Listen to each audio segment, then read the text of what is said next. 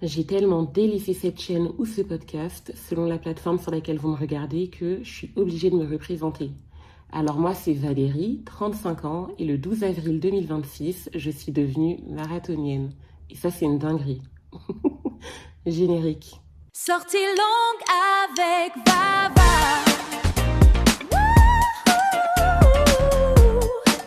Pour ceux qui ne me connaissent pas, il faut savoir que j'ai commencé la course à pied il y a plus de 10 ans. En mars 2015, motivée par les réseaux sociaux, j'ai pas honte de le dire, j'ai commencé la course à pied à la base pour perdre du poids parce que je faisais entre 90 et 93 kilos et pour moi, j'avais besoin de perdre du poids. MDR. Et du coup, la première sortie que j'ai faite à l'époque, c'était une sortie de 2,5 km que j'avais fait en 24 minutes. Et je m'étais sentie tellement minable, j'étais au bout de ma vie à la fin de cette sortie. Mais je me suis pas dégonflée, je me suis dit qu'en courant plus, j'allais progresser. Et c'est comme ça que 3 jours plus tard, j'ai pu courir 3,3 km. Et je l'ai fait finalement en 25 minutes, comme la première sortie. Sauf que j'avais fait quasiment 1 km de plus. J'étais ravie de ma progression et du coup, comme ça, j'ai été piquée. Et c'est là où je me suis vraiment investie dans la course à pied. Du coup, vers fin 2016, en octobre 2016, j'ai terminé le 20 km de Paris. Avant ça, j'avais déjà fait 2 courses de 10 km parce qu'à l'époque, il y a 10 ans, c'était beaucoup moins commun de faire des courses et d'enchaîner les dossards, d'enchaîner les médailles. Donc aujourd'hui, je fais beaucoup plus de courses que je faisais il y a 10 ans, alors que mon niveau était mieux il y a 10 ans qu'il ne l'est aujourd'hui. Mais ça, on va y revenir. On va y revenir. Après le 20 km de Paris, j'ai complètement arrêté la course à pied. J'ai fait un burn-out du running. Et après ça, j'ai enchaîné les problèmes de santé mentale et physique. Ce qui fait que, en quelques années, jusqu'à 2019, fin 2019, j'ai pris plus de 30 kilos. Plus de 30 kilos. J'avais atteint les 120 kilos. Donc du coup, je me reconnaissais plus. J'avais un visage hyper gonflé. Et j'avais honte de me regarder, quoi. J'avais honte de la meuf que j'étais devenue. Alors, à partir de 2020, j'essaye de perdre 50 kilos. C'est devenu ma mission. Je veux absolument peser 70 kilos, 80 à la rigueur, peut-être 90, mais en tout cas, j'ai envie de perdre le maximum de poids. Les années passent et je ne perds pas de poids. Je ne perds pas de poids. En parallèle, j'essaye de reprendre la course à pied, sauf que à chaque fois que je reprends, au bout de quelques semaines d'entraînement, j'ai des douleurs atroces au mollet qui me font dire que tant que je pèserai plus de 110 kg, 115 kg, je ne pourrai pas faire de course à pied parce que je vais me blesser. Donc du coup, j'ai continuellement mis la course à pied de côté, sauf que je ne perdais pas de poids, jusqu'au jour où je me suis dit, ok, j'en ai marre d'attendre de peser un certain poids pour reprendre la course à pied. Donc, je vais reprendre parce que j'aime ça et parce que j'ai des objectifs à atteindre. Donc, je ne vais pas m'arrêter à mon poids. En mars 2024, sur un coup de tête, j'achète le programme de musculation élaboré par un coach sportif que j'aime beaucoup et qui va se reconnaître si il regarde cette vidéo. Et voilà, c'était un programme sportif de 4 semaines où je devais faire 4 séances de musculation par semaine. Quand j'ai acheté le PDF, parce que oui, c'est un PDF, et quand je l'ai ouvert, je me suis dit, mais t'es malade ou quoi? Tu n'es pas du tout à ce niveau-là. Tu n'as pas du tout ce niveau. Mais étant donné que je déteste gaspiller mon argent, j'ai quand même fait le programme. Et du coup, séance après séance, semaine après semaine, il se passe un mois et j'ai fait les 16 séances de musculation qu'il y avait à faire dans ce programme. J'ai des petits muscles qui commencent à pousser de partout. Je suis hyper fière de moi parce que je me suis prouvé à ce moment-là que j'étais capable d'être disciplinée. Est-ce que j'ai perdu du poids? Toujours pas. Parce que je suis disciplinée, certes, mais j'aime bien manger. J'aime trop la malbouffe, j'aime trop les bonbons, les Kinder et tout ça. Bref, du coup, je n'ai pas perdu de poids, mais je me suis prouvé que j'étais disciplinée. Ce qu'il faut savoir, c'est que le printemps à Paris est synonyme de course à pied. C'est-à-dire qu'il y a le semi-marathon de Paris début mars et le marathon de Paris début avril.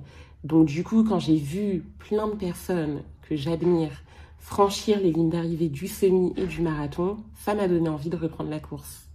Et bien sûr, j'ai repris la course à pied du coup au printemps 2024. Alors, je pensais que la reprise allait être simple, hein, n'est-ce pas? Je me suis dit, bon, je vais reprendre la course à pied, je vais vite progresser comme j'ai progressé il y a 9 ans. Sauf que pas du tout, parce qu'il y a 9 ans, je pesais 30 kilos de moins. Je pesais 30 kilos de moins, donc j'avais pas du tout de douleur quand j'allais courir. Maintenant, j'avais 33 ans à l'époque, il y a 2 ans, et en reprenant la course à pied, j'avais encore ces satanées douleurs au mollet. Sauf que cette fois-ci, je n'ai pas abandonné. Parce qu'il faut savoir qu'à ce moment-là, alors que je reprends la course à pied en étant beaucoup plus lourde et beaucoup plus lente qu'à l'époque, je me dis, je vais terminer un marathon avant mon anniversaire, avant mes 35 ans qui était le 17 octobre 2025. Donc, j'ai décidé de tout simplement vivre avec mes douleurs. N'a qu'à avoir mal. Alors, je m'investis à fond dans ma mission. Je me dis, si j'ai mal au mollet, je vais aller voir un médecin, je vais aller voir un kiné. J'ai vu des radiologues pour voir si j'avais pas un problème bizarre, genre le syndrome d'éloge, un truc du genre. Je n'avais aucun problème. J'étais juste grosse. Une grosse qui ne perd pas de poids. Donc, après ça, entre le printemps 2024 et juin 2025, je fais des petites courses. J'ai fait 3 petits 5 km et j'ai fait le 10 km Paris-Adidas. Et à ce moment-là, je refais un burn-out de la course à pied parce que ma prépa pour le 10K, elle s'est hyper mal passée. J'avais tout le temps des douleurs au mollet. Donc du coup, c'était trop chiant. J'avais quasiment pas envie de m'entraîner. Et du coup, j'ai fait une pause. J'ai essayé de reprendre à la rentrée 2025 pour pouvoir finir le 10 km Paris-Centre parce que honnêtement, j'aime bien faire des courses. J'aime bien faire des courses. Je me sens très bien le jour des courses. Mais bon, ça va être un autre débat. Et j'ai dû revendre mon dossard pour le 10 km Paris-Centre parce que je n'étais pas prête. Je courais à peine une fois par semaine. J'avais perdu l'envie de faire de la course à pied. Donc j'ai revendu mon dossard. Mais le jour du 10 km Paris-Centre, j'ai décidé sur un coup de tête que 2026 serait l'année où j'allais devenir semi-marathonienne et marathonienne. J'allais faire le semi de Paris, puis le marathon de Madrid. Et comme je vis pour les caméras, il fallait bien sûr que je l'annonce sur Instagram. Qui m'a envoyé? Qui m'a envoyé? La vérité, c'est qu'à la fin de l'année 2025, j'étais hyper frustrée. Déjà, j'ai eu 35 ans le 17 octobre et j'ai constaté que je n'étais toujours pas marathonienne, donc j'étais vénère contre moi-même. L'un de mes objectifs l'année dernière, c'était au moins de terminer un semi-marathon. J'avais pas fait ça non plus. J'ai terminé un 10 km où j'étais en PLS et où la prépa s'était mal passée.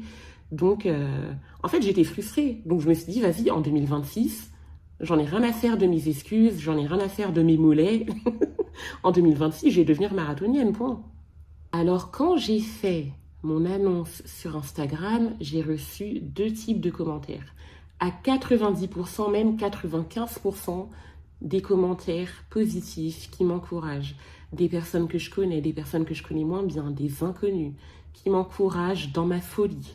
Parce que j'insiste pour dire que je n'ai pas été courageuse du tout en prenant cette décision. J'ai fait n'importe quoi parce que honnêtement, je n'avais absolument pas le niveau.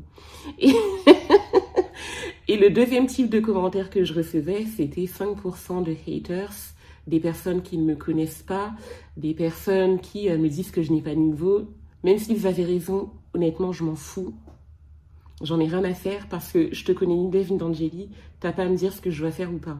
Mais bon.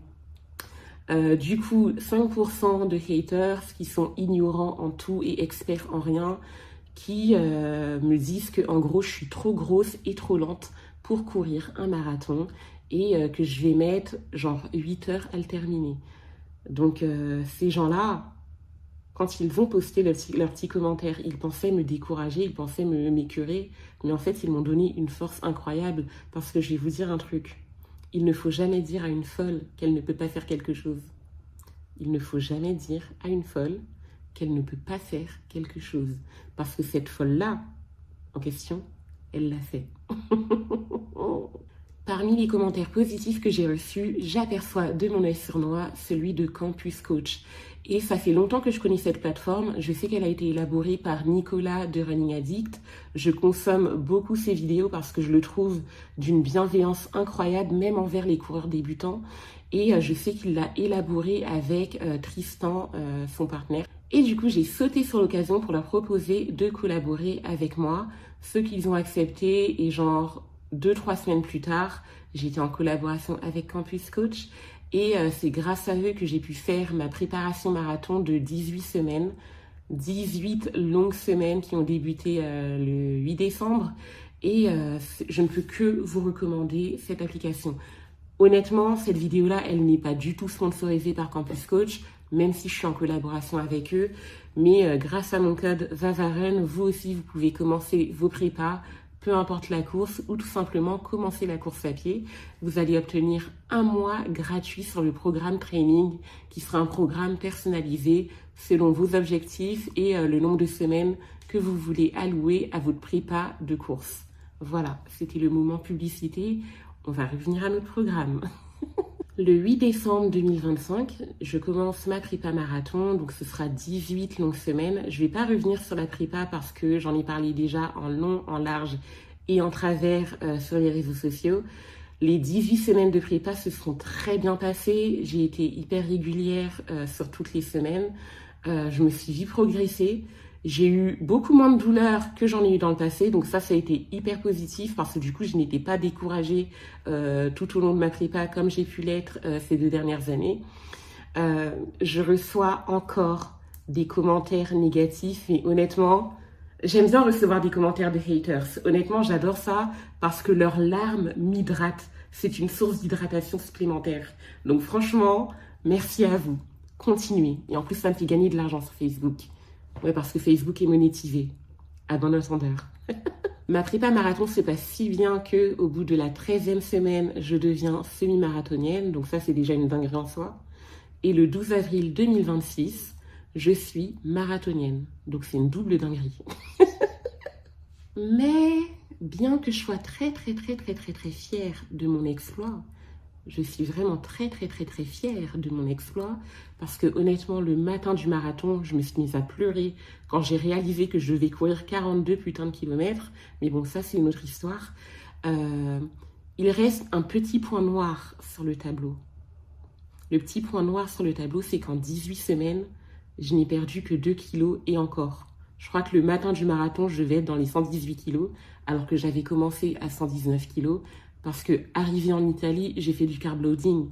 Bien sûr que j'allais manger des pizzas et des pâtes. J'allais certainement pas m'en priver. Et en plus, il me fallait de l'énergie pour le marathon quand même.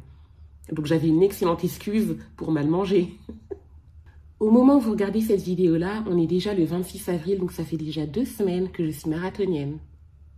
Clock it. Mais du coup, ça fait déjà 2 semaines que je n'en ai pas foutu niveau sport, ni musculation, ni running, parce que du coup, j'ai couru 42 km, mon corps est traumatisé par ce que j'ai fait, parce que je lui ai fait subir. J'ai souffert beaucoup plus que j'aurais dû souffrir le jour du marathon pour plusieurs raisons. La première, c'est que j'ai parcouru 42 km, donc ça c'est mon premier argument. La deuxième, c'est que j'ai parcouru 42 km en pesant plus de 117-118 kg. Donc j'ai fait ça, je me suis tractée pendant 42 km jusqu'à la ligne d'arrivée. Donc ça, c'est la deuxième raison. Et la troisième raison, et celle dont je suis la plus coupable, c'est que je n'ai pas été du tout sérieuse sur ma routine de renforcement musculaire.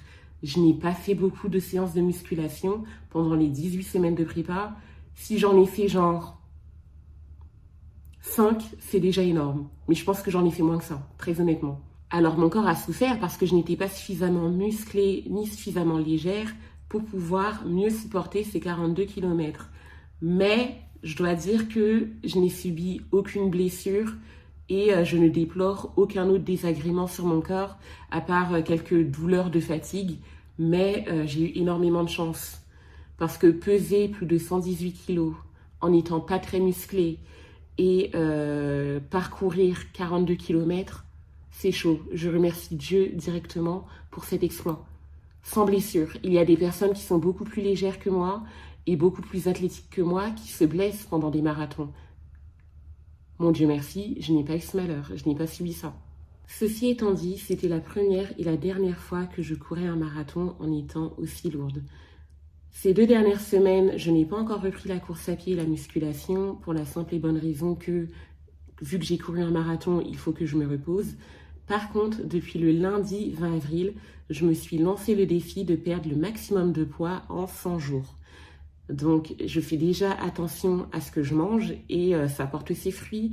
À l'heure où je vous parle, j'ai perdu 1,6 kg depuis le lundi 20 avril et aujourd'hui, on est samedi. Donc, ça va un peu vite parce que j'ai beaucoup de poids à perdre. Et à partir de demain, avec Ange, mon nouveau coach, qui est hyper gentil, hyper chill, qui est en plus le mari d'une pote à moi, mais qui est aussi mon pote à moi aussi, je vais commencer un programme de cardio et de musculation qui va me permettre de devenir une meilleure coureuse. Alors, à côté, je vais continuer la course à pied.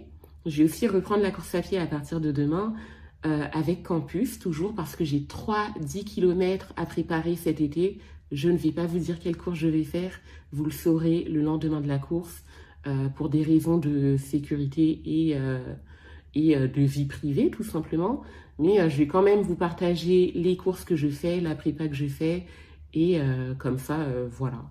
Vous allez voir ce que je fais, non seulement pour perdre du poids, mais pour pouvoir courir un petit peu plus vite et plus longtemps. Et surtout pour battre mes records sur mes 10 km. 10 km, c'est un peu plus chill que le marathon quand même. Mais honnêtement, j'ai adoré l'aventure marathon parce qu'elle m'a vraiment changé la vie. Donc là, vous vous dites, mais Valérie, qu'est-ce qui va changer par rapport aux autres fois? Donc les autres fois, la première chose, c'est que je n'avais pas de coach. Donc Ange, il est bien gentil et il porte bien son nom d'ailleurs. Sauf que je sais qu'il va être beaucoup moins gentil avec moi si je ne fais pas le programme qu'il a prévu pour moi. Et il sait que je vis pour les caméras. Donc il sait que je vais tout publier sur Instagram dès que j'aurai fait mes séances de sport. Donc le jour où il verra que j'ai rien publié sur Instagram, il va savoir directement que je l'ai pas fait. Donc je pense que je vais me faire remonter les bretelles à ce moment-là. Et honnêtement, j'ai pas envie de le tester parce que plus une personne est gentille, plus elle est folle quand elle s'énerve. Et la deuxième chose qui a changé, c'est que contrairement aux autres fois, avant, j'étais pas marathonienne. Avant, je ne savais pas que j'étais capable d'autant de discipline sur une aussi longue durée. Je ne savais pas que j'étais capable de faire quelque chose d'aussi difficile que de terminer un marathon. Donc du coup, mon état d'esprit, il a changé parce que je me dis que si j'ai pu courir 42 km, je peux largement perdre du poids. Plus rien ne m'arrête maintenant, je suis devenue invincible, hein. Maintenant, je peux traverser des ponts, hein. D'ailleurs, parce qu'il faut savoir que j'ai le vertige, mais pendant mon marathon, j'ai traversé 2 ponts que je n'avais pas vus sur le parcours. Parce que si j'avais vu sur le parcours du marathon de Milan qu'il y avait 2 ponts à traverser, je peux vous assurer que je l'aurais pas fait. Je l'aurais pas fait.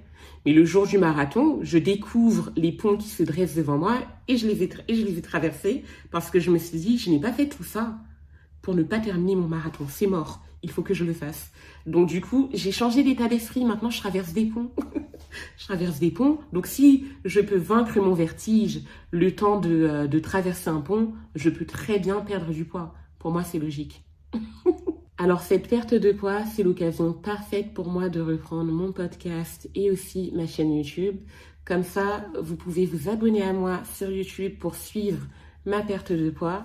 Et sur mon podcast, je vais plutôt publier des épisodes qui seront plutôt lifestyle, mindset, état d'esprit en français, pour pouvoir vous donner votre dose de motivation nécessaire tous les dimanches pendant que vous faites vos sorties longues. Je crois que le podcast va s'appeler Sorties longues avec Vava. Oh Sorties longues avec Vava. Oh, claque it. J'adore ce nom. Bref.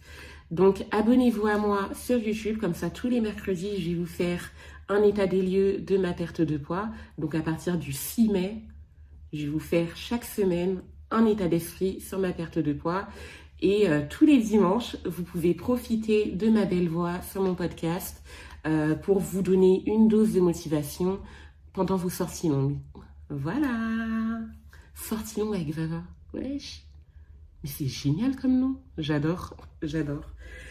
À bientôt la famille. Merci beaucoup de m'avoir écouté. Merci beaucoup de m'avoir regardé.